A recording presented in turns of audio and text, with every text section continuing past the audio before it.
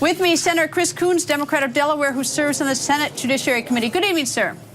Hey, Greta. Good to be on with you again. Senator, tell me, if you were the president, would you have fired Director Comey? If so, when and why? If not, why not?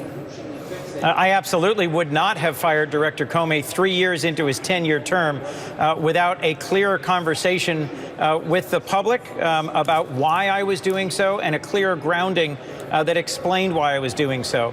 The president's first offered explanation was he was trying to restore confidence in the FBI and that he was upset about the handling of Hillary Clinton's emails during the election. Frankly, neither of those hold water, Greta. The president has repeatedly attacked the FBI investigation into the possibility of collusion between Russians and Trump's campaign. And I just find it not credible that he was moved by the mistreatment of Hillary Clinton in the course of the campaign. Lots of us in the Democratic Party have raised questions and concerns about Jim Comey.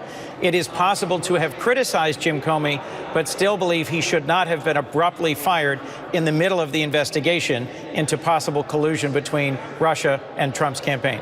All right. Well, the White House says that the reason that he was fired was because he bungled, in essence, the email investigation into Secretary Hillary Clinton. The letter of recommending that he be fired from the Deputy AG, Rod Rosenstein, that says it only mentions the emails. It doesn't mention anything about a Russia investigation. Why do you believe that he was fired if you say it doesn't hold water, that he was fired for the investigation, for a bungled investigation into Hillary Clinton emails? Well, if our real goal here is to both restore public confidence in the FBI and to ensure that the investigation, the ongoing counterintelligence and criminal investigations by the FBI into possible collusion between Russia and the Trump campaign continues unabated, then we've got a few key questions that need to be answered.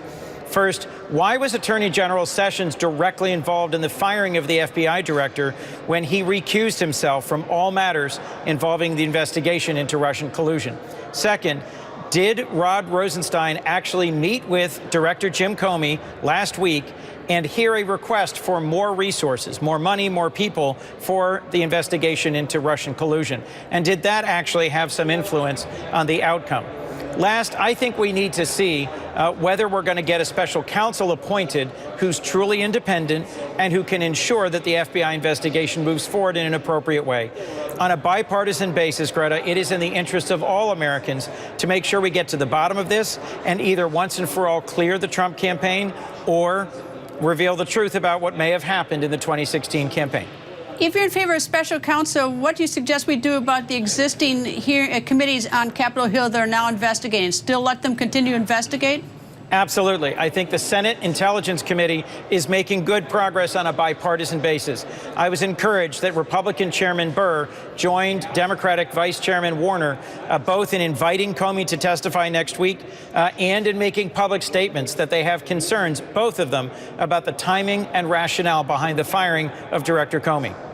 Do you have any problem with the way I obviously know that you don't think he should have been fired. I got that. But the separate question is how he was fired, that he wasn't brought into the Oval Office and had a conversation with the president and then he's allowed to resign. It was a much different firing. It was out in California. He was speaking to an FBI office out there. That's right. Do you have any problem with it, or is that just the president's prerogative to fire as he wishes? Well, the president, when he was the star of a reality TV show, The Apprentice, was famous for firing folks directly, in person, to their face, in a firm and decisive way. I think this was the exact opposite. It was even disrespectful for the head of the FBI to find out through a press report that he had been fired as a result of President Trump dispatching one of his longtime private security guards to deliver a manila envelope to FBI headquarters. I frankly think if he had the time to call senators and to ask them to support the firing, he had the time to at least meet with Comey in person, if not at least call him on the phone and tell him directly and respectfully that he appreciated his service, but he decided to let him go. Senator, thank you for joining us, sir. Thank you, Greta.